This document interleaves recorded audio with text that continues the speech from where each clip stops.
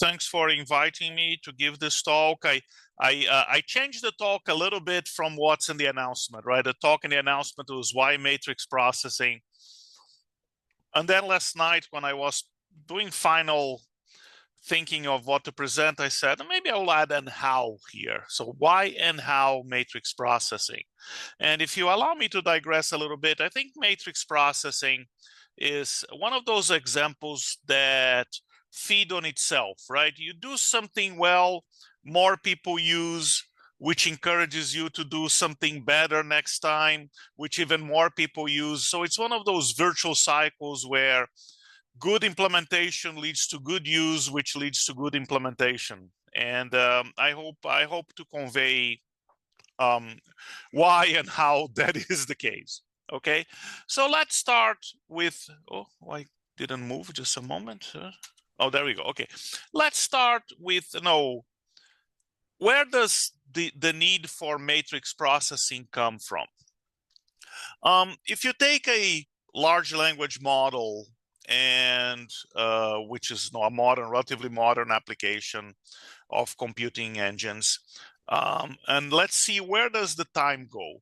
So there's a particular model that you can download from Hugging Face called the Falcon. This is the Falcon 7 billion parameter model, and you can run it using PyTorch. And then you do some instrumentation and you see, well, what percentage of the time when this is run on a single thread goes into doing two operations. One operation is called gem, which, if you are familiar with BLAS, you know what it is. But if you're not, just remember that gem means matrix multiplication. And the other operation that is common is GEMV, which is matrix vector multiplication. And as you can see by that profile, and I will talk about the x-axis in a moment, but the y-axis is the percentage of all the cycles. Is the computer doing gem? Is it doing GEMV? And what's the sum of both? You see that more than 95% of the time, more like 97% of the time, the processor is either doing a gem, a matrix multiplication, or a matrix vector multiplication. Okay, so these are by far the two most important computations when running a large language model on a computer. The x-axis is the legend in the x-axis, which is for each bar and shows the breakdown between gem and GEMV, is the number of inputs and the number of outputs, meaning the number of the size of the prompt in tokens that you give to the large language model, and the size of the generated text that you get back from the large language model in number of tokens. And you see that if you just ask the large language model to process the prompt and just give one token as output, which in each group of bars is the leftmost bar, right? So 9, 1, like this bar here, 9 inputs, 1 output, and all the time, or essentially all the time, is represented by doing matrix multiplication. As you increase the size of the output and keep the prompt the same, so all these 5 bars are 9 token prompt. It's the same prompt, by the way, but different number of tokens in the generated text. So this is 1 token, 4 tokens, 8 tokens, 16 tokens, 32 tokens. You see, the larger the generated text, the more matrix vector operations you have, okay? And as you increase the size of the prompt all the way here to 573 tokens in the prompt, well, the behavior that the proportion of GEMV increases is the same, but overall it continues to be dominated by the matrix. Okay, so the bigger the prompt, the more matrix. The bigger the generated text, the more matrix vector. But the two together represent most of it. So where does the matrix and matrix vector computations come from? They come from two different phases of the large language model execution. So when you submit a query or a prompt to a large language model, there's an initial phase of input processing or prompt processing, which is the gen dominated first. That's why when the output is small, like 9.1, 68.1, 573.1, so this is all prompt and almost no output, it's all gem. And then once you get that first token out and you keep generating tokens, then you are in the output generation phase, and that is gem V dominated. And that's why the more output tokens, the bigger the fraction of gem V.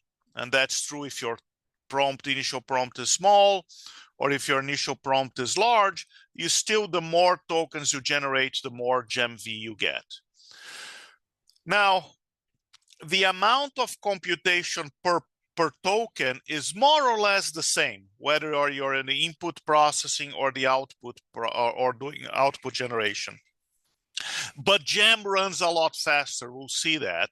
So the processor operates at a much higher flop rate when doing the input processing than when doing the output generation, because the gem, which is the dominant computation in input processing, is a lot faster than the gem V, which is the dominant computation in the output generation.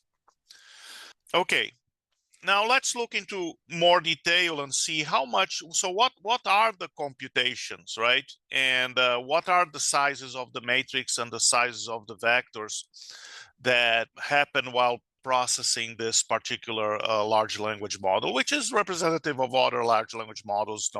Things can be a little different in matrix sizes and the number of stages in the pipeline, but it's the general idea is the same, is that you represent a token, which is essentially a word, more or less, in your language as a vector of elements. So in this case, a token is a 4,544 element vector.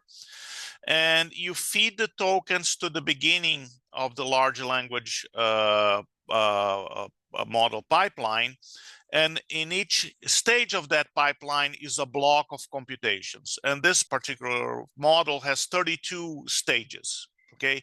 I'm gonna go inside what happens inside each stage, but no. So it's a pipeline of 32 stages. And then there's a final stage here, which actually goes from a vector of numbers, which can be anything, to a word in the language that you're outputting. So this converts the vector back into an actual English word or whatever language your large language model is processing. But the bulk of the computation are these 32 blocks. Inside each block, you take an input from the previous block, you produce an output to the next block, you do some pre-processing with that input. It's not a lot of computation. And then you do the matrix multiplies, which are a matrix of n rows and n, be little n, right? Rows by 4,544 columns. This is the input activations to the feed forward layer, and you multiply by a weight matrix, which has a fixed size, 4,544 by 4,672, and it's the weight matrix is constant it's constant after training. After the large language model is trained, these red matrices are weight matrices and they're constant. So you multiply your input matrix by a weight matrix, you multiply the input matrix by a different weight matrix, it's a larger weight matrix. You do some other stuff here, which is in that 3% of computation. Then you do another matrix multiply. You do here, these are the attention mechanism that you may have heard in modern large language transformer models have, which also it's a series of matrix multiplies, relatively small matrices though. You can see here 64, here is 18,000.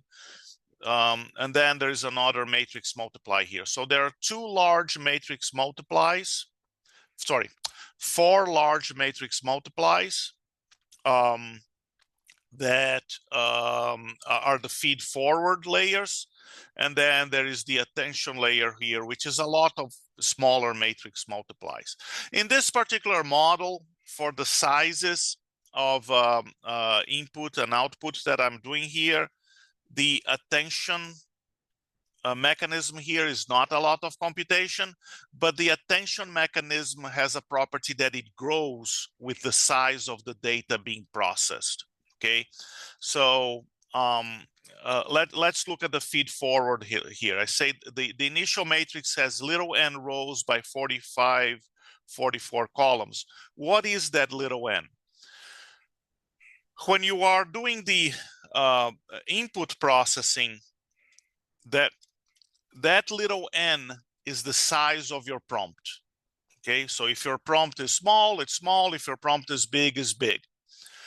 But once you get in the output generation phase, that little n is 1. So this now is a vector, right? And that's how you get the vector matrix multiplication, the GEMVs. Once you are in the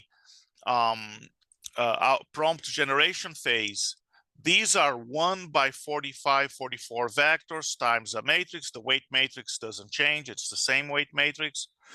So in the prompt processing, these are matrix multiplication, these 4 big things.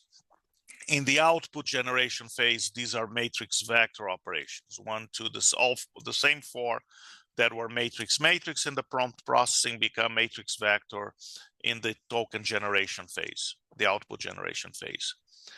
The attention mechanism is always matrix because the m, little m here, begins with the size of the prompt, but it keeps getting bigger as you generate more text, right? More output.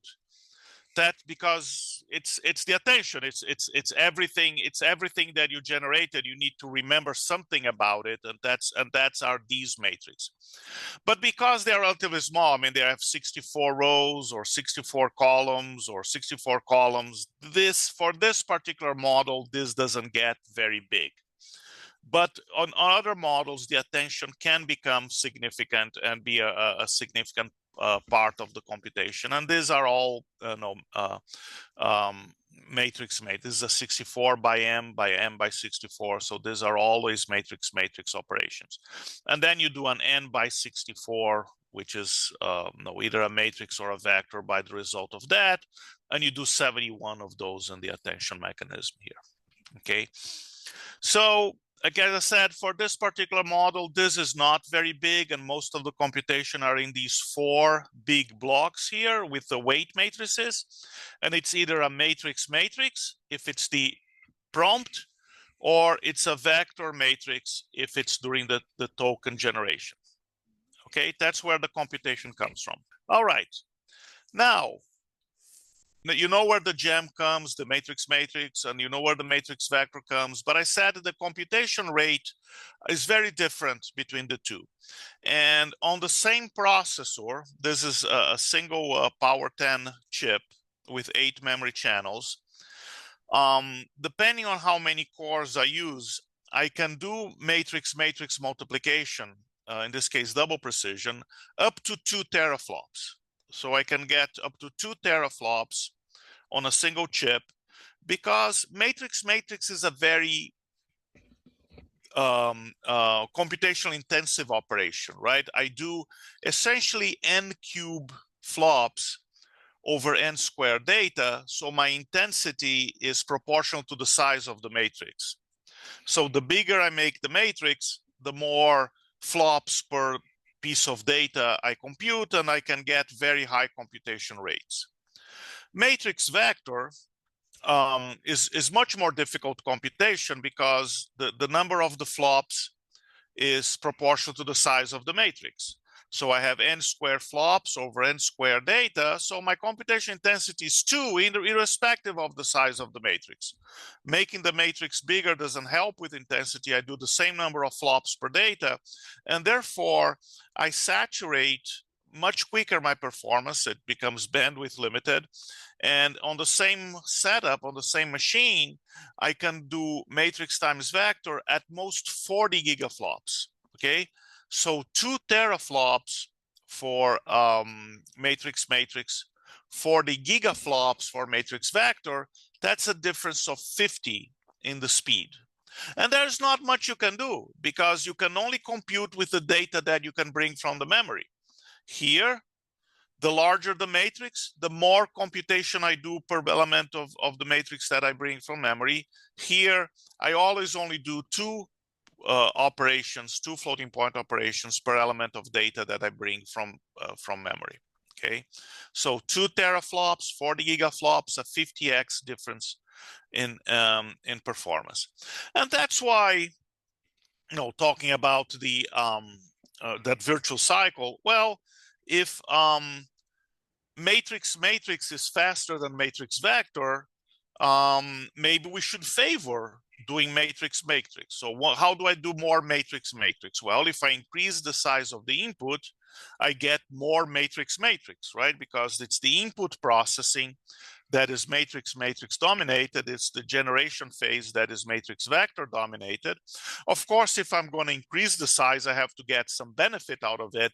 And a common way of getting a benefit from increasing the size of the input is something called retrieval augmented generation, or called RAG, where you have an original prompt that the user submits, but then you augment it with supporting information retrieved from a database. So for example, let's say a customer or a person asks a question, what are the main features of transformers in NLP? That's a relatively short prompt, order of 10 tokens, right?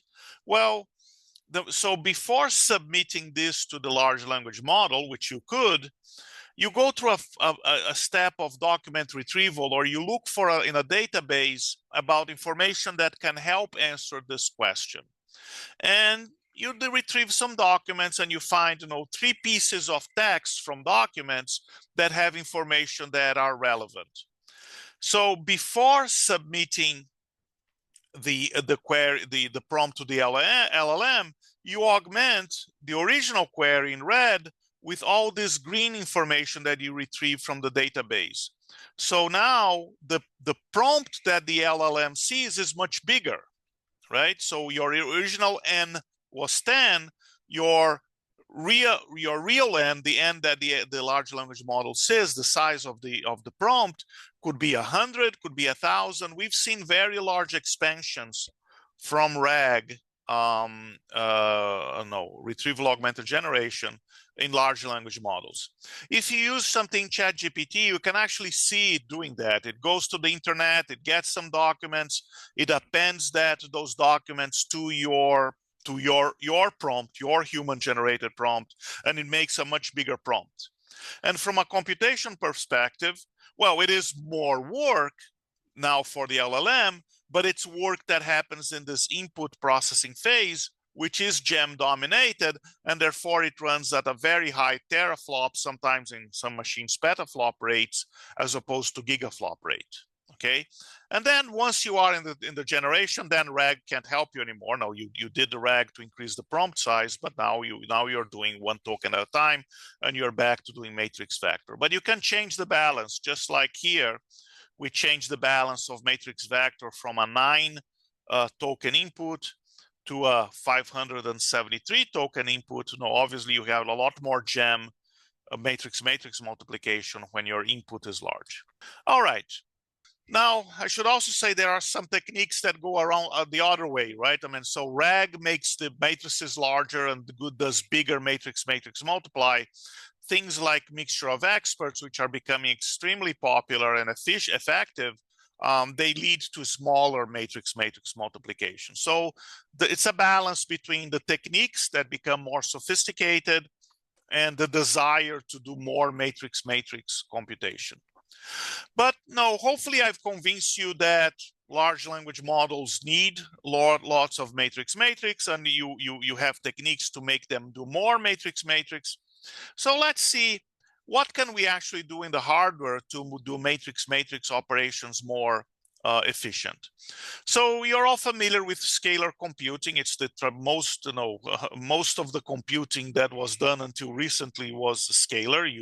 You fetch an element of data from a register file, you fetch X, you fetch another element Y from the register file, and then you do let's say a multiply X times Y and accumulate with another scalar A, and you do you read 3 elements, you do an operation and store 1 element.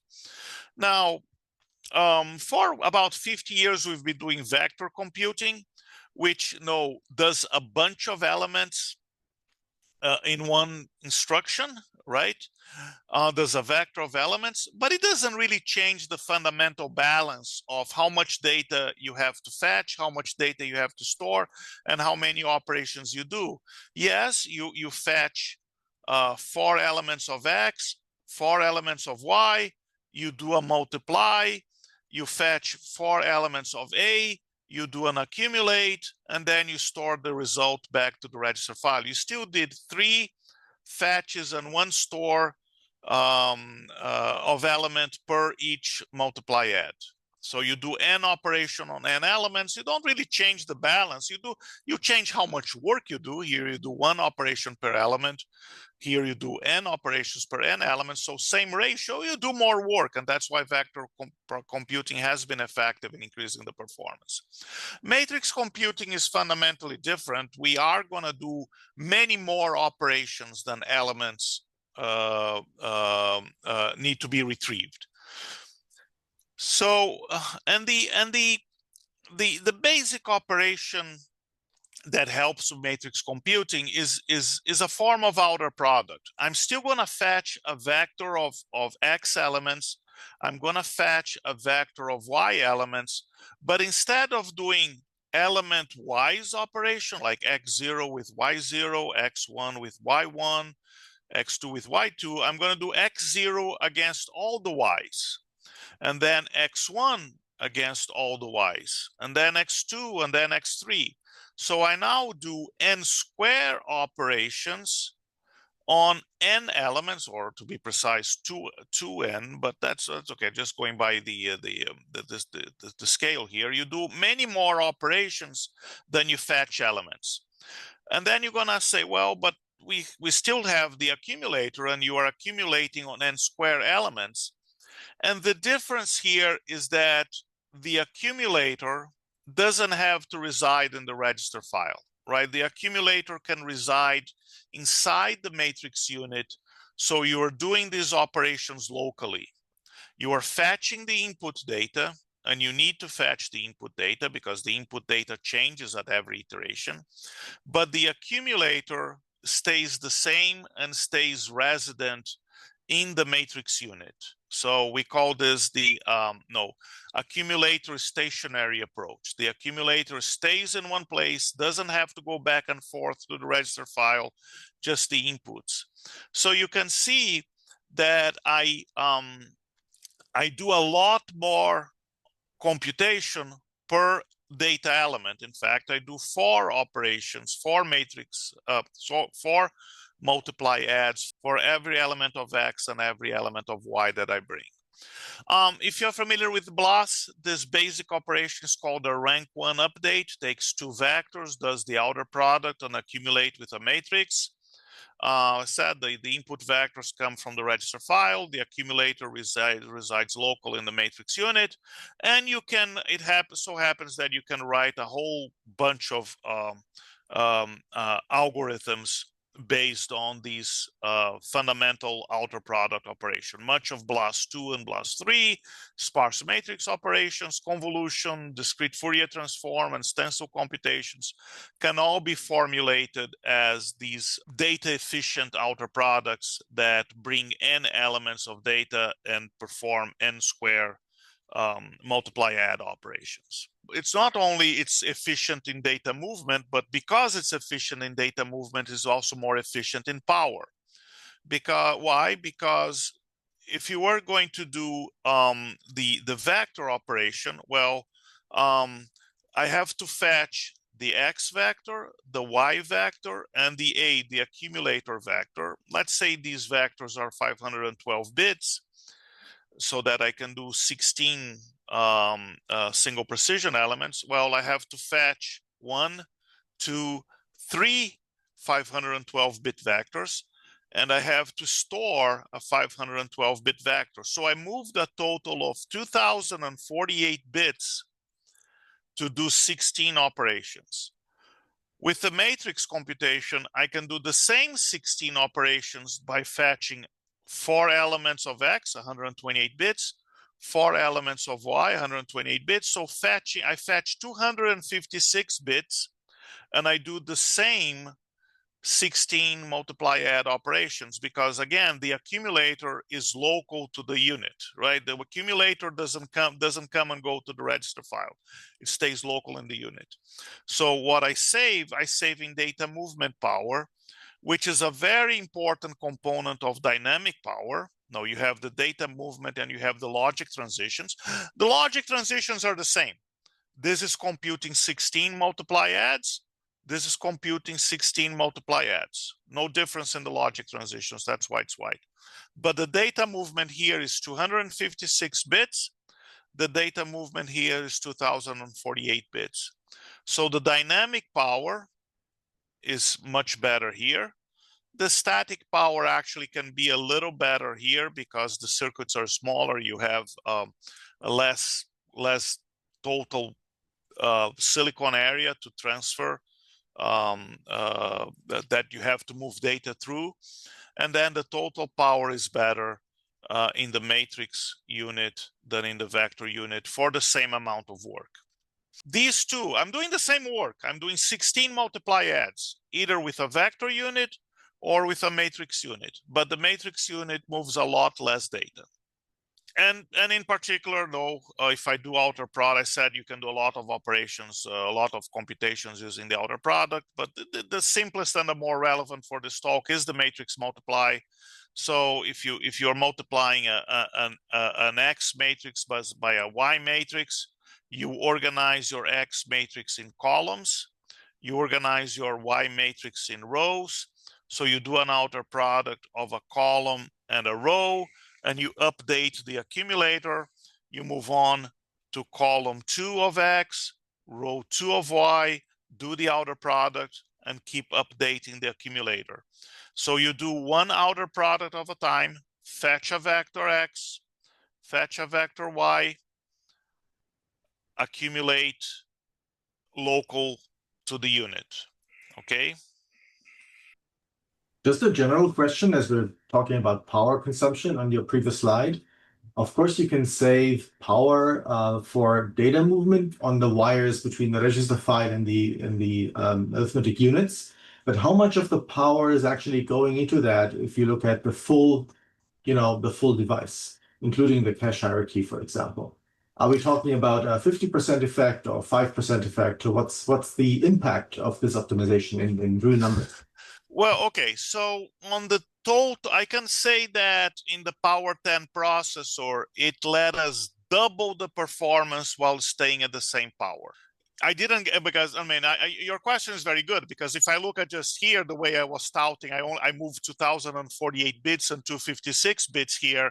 Oh, you are 8 times more efficient. Well, I'm 8 times more efficient on the data movement, but that's not everything. As you know, you have the actual logic transitions, which are the same. You're doing 16 multiply adds. You have to sequence the instructions. You have to fetch instructions. You have to move data from memory. So in the overall scheme, after all is said and done, I doubled the performance under the same power. This still doesn't tell me how much power you saved. Okay. Okay, I'll be more honest. Okay. In Power 10, the vector unit uses 1 watt. The matrix uses 1 watt out, so it's with twice the performance. So I get twice the performance for that same 1 watt. In the big scheme of things, how is 1 watt compared to the total? Well, the core burns 4 watts. So both the vector unit and the matrix unit use 25% of the core power. but the matrix unit gives twice the performance. So it's 1 watt in 4 watts total for the core, with the matrix unit giving twice the performance for that watt. Okay. Now, how much does the core represent in the total chip? So the total chip is twice the power of the core. So I take the it's actually a little bit more, but no, let's use the number of 2 to keep things, you know, reasonable, in a reasonable order of magnitude. So if I take the 4 watts per core, multiply by the number of cores, it's about half of what the total chip uses, which is about half of what the machine uses. Okay, because the machine has memory, the machine has network, the machine has fans, power supplies that are not 100% efficient. So the total core represents half of the chip represents half of the machine, and the vector or matrix unit represent a quarter of the core. Okay. Is that a better answer? Yes, very good. I didn't want to diminish the achievement. I just wanted to get an estimate of the number. No, it's a good question, and it shows the many faces of Amdahl's law, right? Amdahl's law was done for performance, but it also happens on power, right? But the achievement was that we doubled the performance while keeping the same power. Because if we hadn't done this, to double the performance, you'd have to double the power, right? So this doubled the performance with the same power. So and yeah, the unit is a quarter of the core is half of the chip is half of the machine. That's more or less the rule of thumb. Those two can become 3s, but they're not 10s. So that's the order of magnitude. Now, so talking about the achievement. So did it help? Did it help, for example, to have a matrix unit? I said a matrix unit on power gave us twice the performance, with more or less the same power. And actually, you can see here in this plot here on the left, the performance in flops per cycle for a double precision matrix multiply with the matrix unit. With the vector unit, it's actually a little bit more than twice, and the improvement over the previous generation processor that was Power 9. So we actually doubled the vector performance from 10 to 9 because we knew that was important. No, vector processing is very important. And then we doubled again by adding the matrix unit, and again keeping more or less the same power.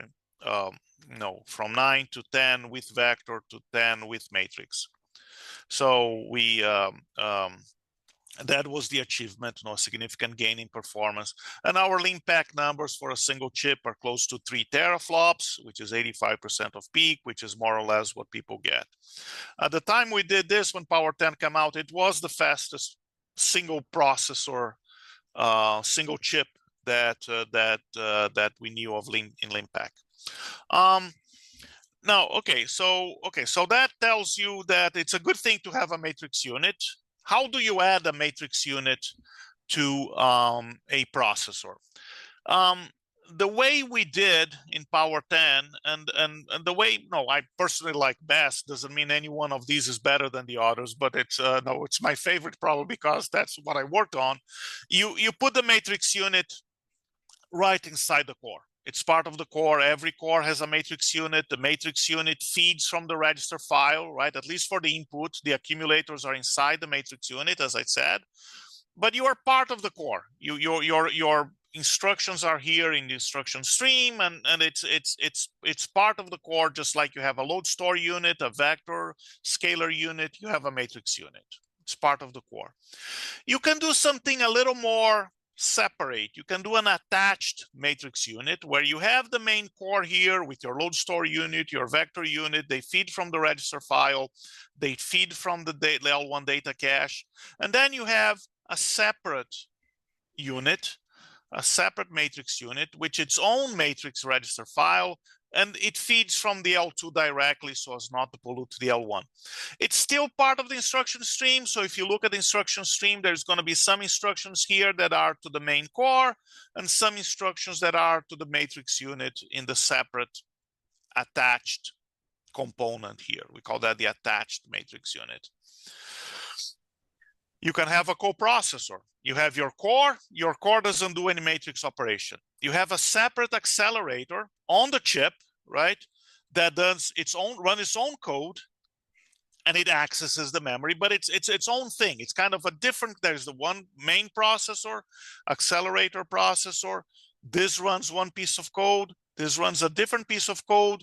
They coordinate through some agreed upon API, and the accelerator does matrix computations. This guy here, your main core, doesn't know anything about matrices other than ask the accelerator to do it. Like they multiply two matrices. I know I can multiply with my instructions, whether they're scalar or vector, but I don't have any matrix instructions. I will then ask the accelerator, please multiply these two matrices for me, and then you get the result. But it's still on chip. No, there are machines like that. IBM mainframes, the Z series does that. And you can have the thing that really was the first one, and still by today is the vast majority of matrix computations are performed on a different piece of hardware, either a GPU or a TPU, an AMD or an NVIDIA GPU, a Google TPU, a different piece of hardware, a different piece of silicon that is specialized for doing matrix computation, has its own memory, typically an HBM because it has high bandwidth. Actually, by now this should be a HBM3, right? And then your CPU here doesn't really, again, doesn't know anything about, it knows what matrix computations are, but it doesn't have any ability to directly do matrix computations, but it knows how to ask the GPU or the TPU to do the computation for it, but it has to transfer the data, right? They don't share an address space like here. Here they share a memory. The accelerator can fetch the matrix from the memory of the CPU and just do the computation. Here the CPU actually has to give the data and give the instructions to please do that matrix multiplication for me. But no, this was first, right? GPUs have supported matrix operations for several generations now, at least since the V100, maybe before. Google TPU has several generations, but they are separate pieces of silicon. So you go from the most integral to the core, attached, coprocessor, and external. But they all have to do the matrix operation. That doesn't change what you have to do. You still have to do the matrix multiply. Now, I want to talk a little bit what we are doing in RISC-V, because I'm a member of the RISC-V IBM. IBM is a member of RISC-V International. I am one of the representatives, and I'm working with several people from many different companies, universities, on creating a standard for RISC-V architecture for doing matrix computation. There are many implementations of RISC-V processors out there with matrix computation, but they're not standardized. So you buy a RISC-V from Sci5, it will have some instructions to do matrix operations. If you buy from Andes, it will have a different set of standards. So it's okay. They all know how to accelerate matrix, but there's not a common ISA so that you can code once and run everywhere. So we started a work group, or I should say several work groups in RISC-V to come with different ways that we can standardize matrix operations in RISC-V. And currently we're pursuing 3 different approaches. There's the approach called integrated matrix extension, which says, look, we're not going to create any new architected state.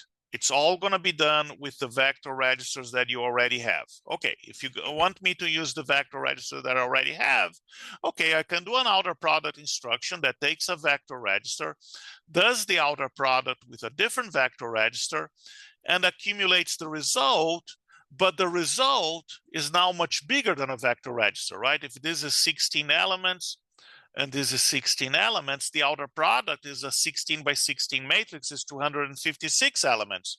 So I can't store the result in a vector register. I have to store the result into multiple vector registers. So here's an example here where we use 16 vector registers to store the result of one outer product of one register by another register, okay? So this can be done, and it's one of the extensions being standardized, is do outer products of vector registers, but store the result in vector registers too, even if you have to do multiple of them.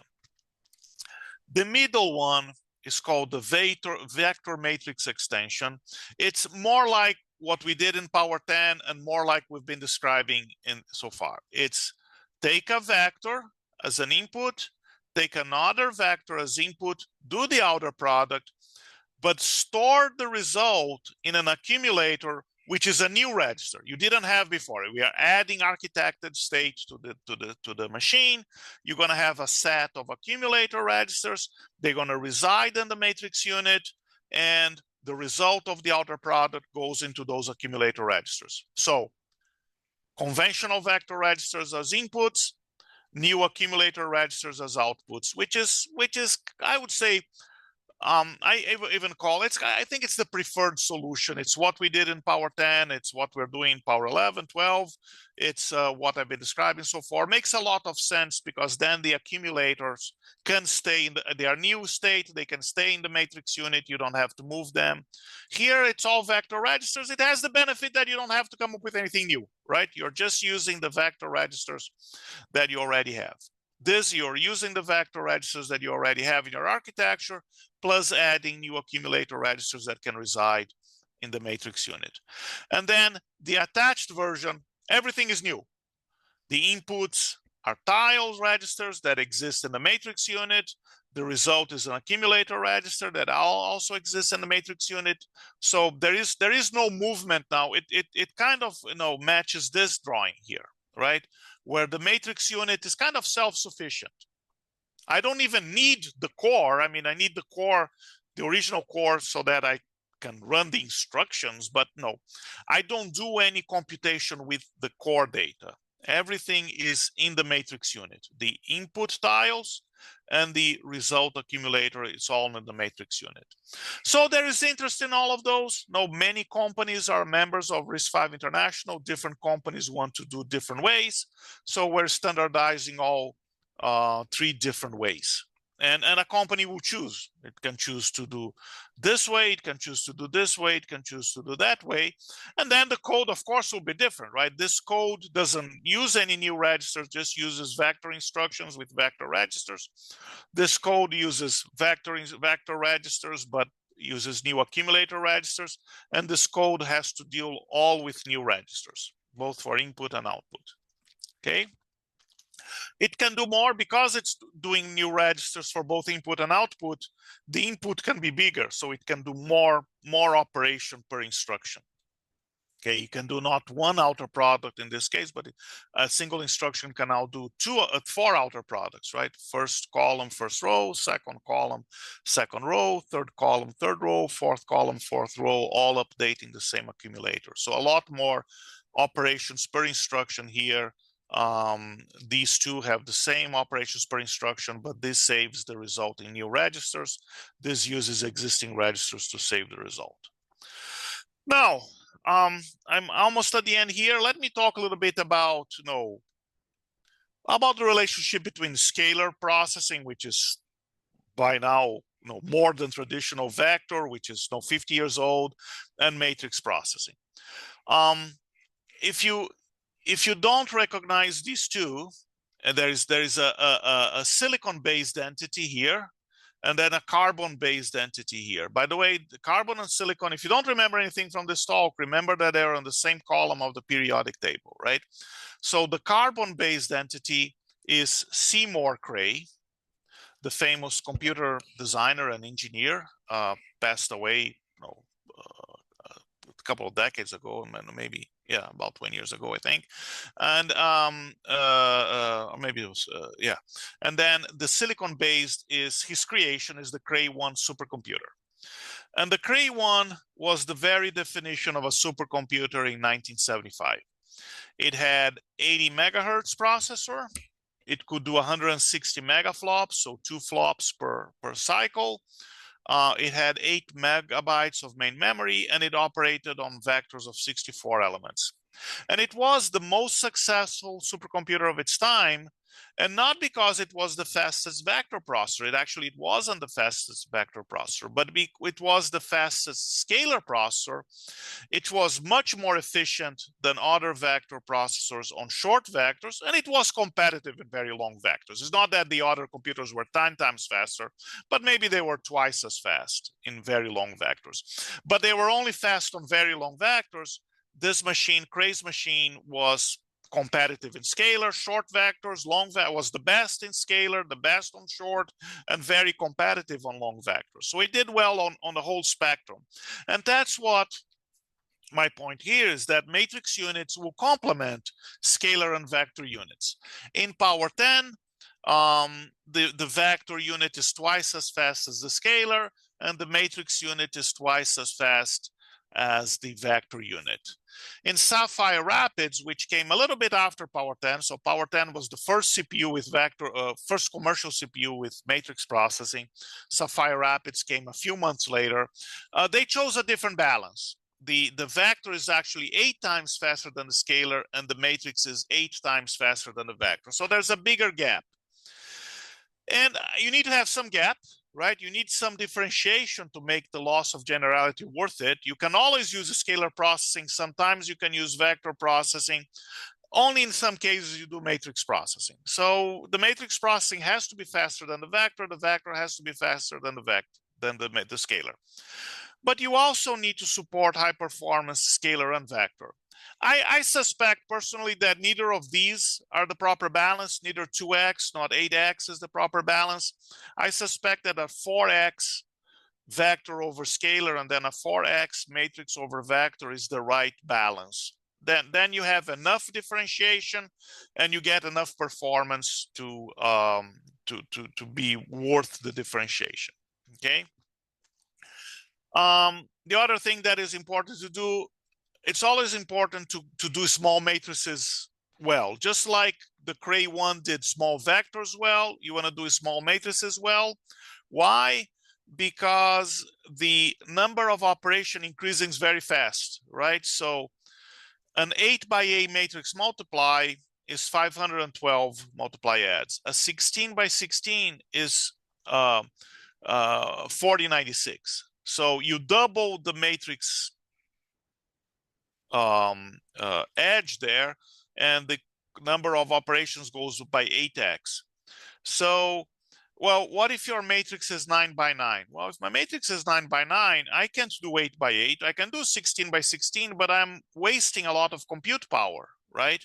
I can do 496 multiply adds, but I only need 729, which is only 18% of operations. So I do think that we need to find a way to have some support for small matrices in the matrix units. Maybe you do 2 small matrices in the same unit. I don't know. We don't know yet how, but it's important to have good support for small matrices. And with that, I want to come to the conclusion.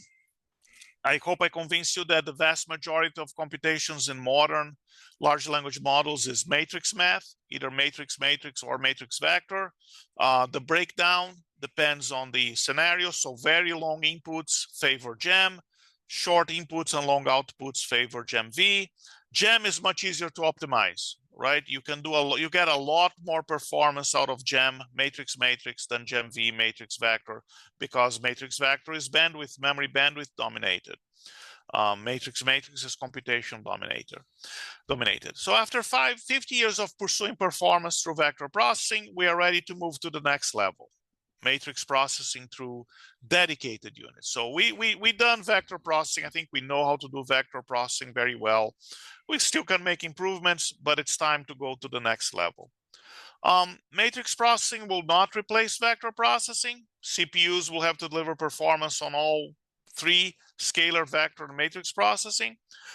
I want to see more sparsity support in matrix unit. There's already some out there, particularly in GPUs, right? GPUs do a little bit of sparse support, but it's kind of very specialized.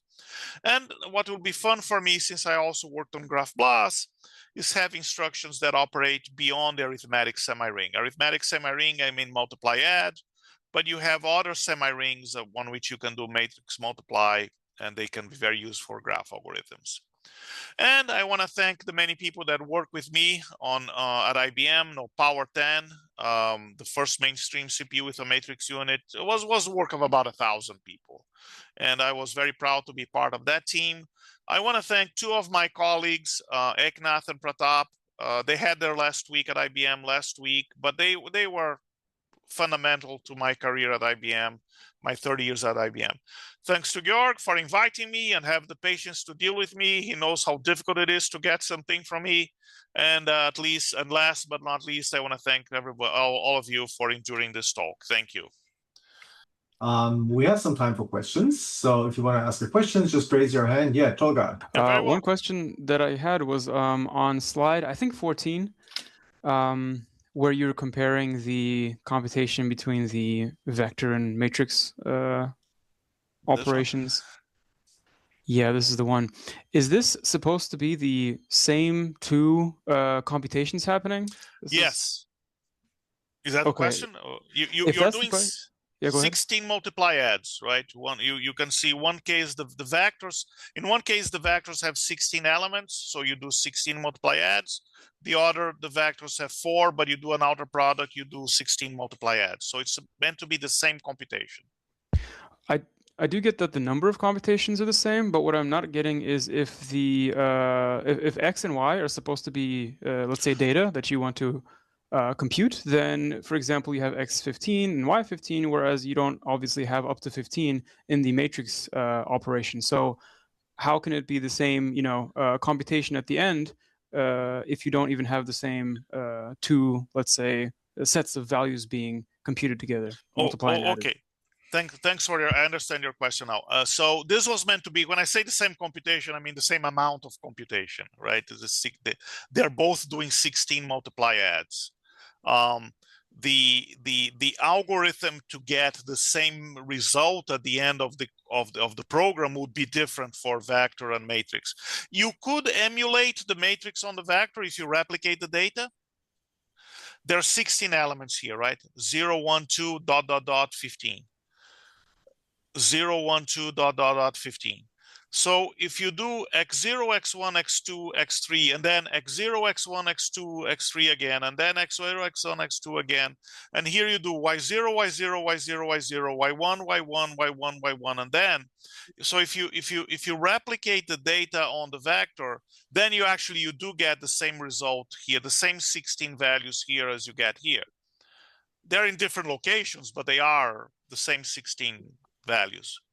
But that's not normally what you do. Use a different program, a different algorithm to compute with vector than you use to compute with matrix.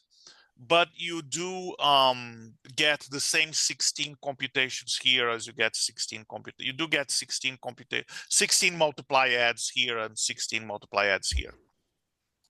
Okay, there's a question in chat by Bo. Would the programmer or the compiler be responsible for swizzling? I think what he means is arranging the arguments or the values within a vector or matrix register. You could again ask more generally, what is the compiler responsible for with these complicated matrix units? Is it actually supposed to utilize them from compiled code, or is it something that you would exclusively use in the form of a library? So that's an excellent question. And let me tell you the reality and then the aspiration. The reality is that code today is hand-coded. At most, you use built-ins, and libraries are the way to, libraries and frameworks are the way to go. So for example, in Power 10, we put support in OpenBLAS, we put support in Llama CPP, we put support in TensorFlow, we put support in MLAS, but was everything done by hand? Okay, so essentially programming with compiler. We tend not to program with an assembly for maintenance reasons. So as in general, I program in assembly because I like to to test the limits. But code that IBM puts out there is typically done with compiler built-ins, but handcrafted with compiler built-ins.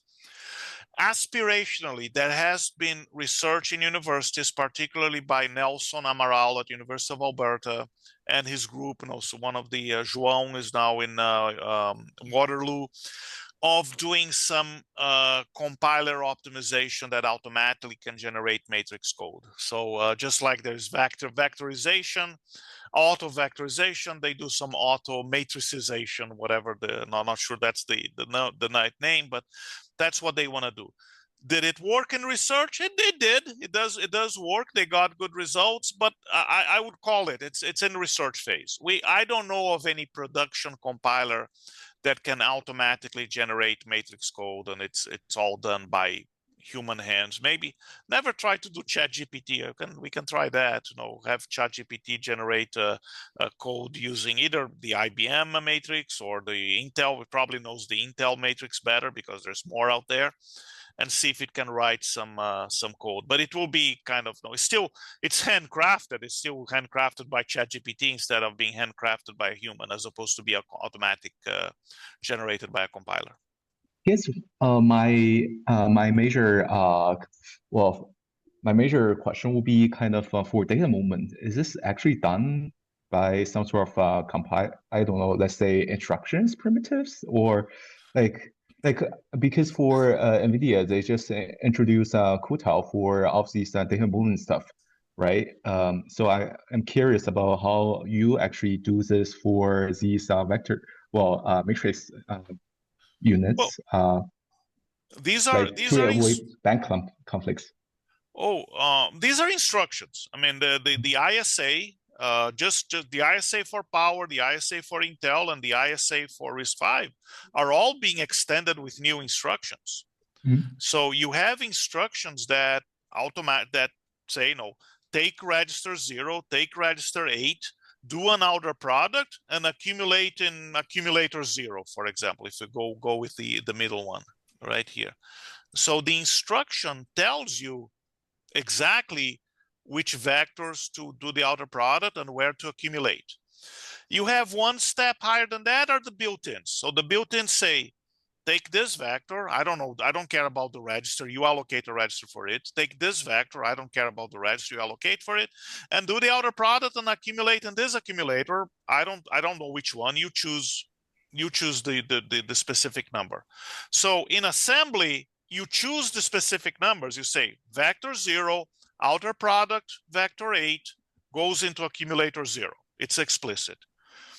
With built-ins, the compiler will choose one vector register for the red input, a different vector register for the blue input, and an accumulator for the green output. So the register allocation is done by the compiler. And that it can do reasonably well. It actually does a pretty good job. It's not perfect yet. I can still beat compiler code. For this, for accumulating the result, how do you actually do this? Like writing back the sub resulting matrices? Oh, the write back to memory? Yeah. Okay. So so a couple of things to know. When you are doing the matrix multiplication, you typically have a long panel by a tall panel. So you do a lot of outer products with the same accumulator. So they stay stationary for a while. When you are done doing that, all those K out, because there are K outer products here, right? 1 with 1, 2 with 2, all the way to K with K. When you are done with the entire loop, where you did one outer product per instruction, so you did K instructions, and K can be long, can be 512, sometimes 1024. When you are done, then you do have to store this accumulator. How do we do that on Power? We actually copy the accumulator into vector registers and we store vector registers. Intel can store the accumulator directly. RISC-V, it's going to depend on how the instruction evolves, whether you store directly or whether you move to a vector register and then store. But that happens, just to be clear, that happens at the end, right? It's not something that happens in the middle of the loop. In the middle of the loop, the accumulator is stationary. It stays in the matrix unit until you are done with the entire sequence of outer products. Okay? I see. So this depends on the exact, let's say, way we do this in RISC-V, right? So in RISC-V, I can tell you that in this case, because we only have vector registers, you just store the vector registers. Okay. Here, where they introduce new state, is not clear yet. They may have direct instructions that store the accumulator. They probably will. But the another option is to then move from the accumulator to vector registers and then store the vector registers. Or here they probably will have, because this is a completely separate unit, right? This is the attached model where the matrix unit has its own register files. You have to load and store directly to memory. I have a question. When you refer to the Power 10 being the fastest CPU of its kind at its time, At the time, you were referring to the 30-core part, right? 30 cores. I was referring the 30-core part. Yes. Yeah. Okay. Because that's the only way I could reconcile your numbers with my computations. Yeah. Okay. Yes. Yes. It was a 30-core part. It's what I call them SMT4 part. I mean, the way IBM counts cores is a little different for licensing purposes, but yeah, from a computer architect perspective, it's 30 cores. The chip actually had 32. 30 were enabled. And it was slightly faster than the Fugaku processor chip, which had 48 cores. But then Fugaku had HBM, right? This was direct DRAM. And it had a lower clock frequency, I suppose. Then Fugaku had a lower clock frequency. Yes, yeah. They both achieved more or less 85% of peak, but they had more cores, right? Fugaku is still a working machine, has 48 cores. Yeah. That's an interesting question. Could we have done more cores in Power 10? We could, but we chose to do in the end we decided to go with 30 cores per chip. When you showed the picture of the carbon-based and the silicon-based life form, or entities, right? Which was the fastest vector computer of its time? Was it ILIAC 4 or what was the competitor? So the competitor was the Cyber 205. Oh, okay. So the Cyber 205, which I think two were built, right, as opposed to order of 100 Cray ones. Cray was far more successful. The Cyber 205 was a gigantic machine. It had multiple pipelines. It could do single precision, double precision. It had twice the performance in single precision. Was an incredibly complex machine. It became the ETA 10. Which you may also remember, which was also an extremely fast machine for long vectors. But again, they all suffered they had a short vector problem, right? And they had a short vector problem. They were memory to memory vectors as opposed to vector registers. And I think that was the genius of Cray. He understood RISC, and he understood single instruction multiple thread before these terms existed, right? He knew that registers that you had to bring to the register, and you had to reuse the register to get good performance. There's one final question in the chat. Maybe that's interesting. So I'll take it. Falcon 7B is a dense model, but we're seeing a trend towards hybrid architectures like Falcon H. Since hybrid designs reduce gem-heavy workloads to improve energy efficiency, is that shift something you would factor into the balance of scalar, vector, and matrix compute when designing something like IBM Power CPUs? Absolutely. I do think, and that goes, yeah, so a mixture of experts, they do push away from bigger gem, right? And it's one example of technique.